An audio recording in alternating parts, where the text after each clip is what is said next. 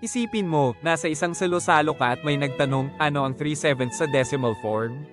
Sa isang iglap, nasabi mo ang tamang sagot ng walang calculator. Imposible, hindi, may sikreto ang bawat numero. Ibubunyag natin ngayon ang misteryo ng numero 7 na magpapahanga sa kahit sinong makakita. Ang mga decimal expansion ng 1/7 hanggang 6/7 ay hindi lang basta paulit-ulit na numero, sila ay bahagi ng iisang magic cycle ng 6 na digit, 142,857. Kapag alam mo ang 1/7 ay 0, 142,857, ang bawat fraction tulad ng 2/7 o 3/7 ay gagamit din ng parehong pagkakasunod-sunod, nagsisimula lang sa ibang punto sa cycle, isang eleganteng pattern na nagpapabago sa pagtingin mo sa matematika. Tingnan natin, dahil 1/7 katumbas 0, 142,857, ano kaya ang 2/7? Kung 1/7 ay nagsisimula sa isa, ang 2/7 ay nagsisimula sa dalawa sa cycle na iyon, kaya 2/7 ay 0, 285,714. Napakabilis, di ba? Ngayon, ikaw na ang magiging resident math genius sa lahat ng iyong barkada. Gamitin ang sikreto ng 7 at magsimulang mamangha sa kapangyarihan ng mental math.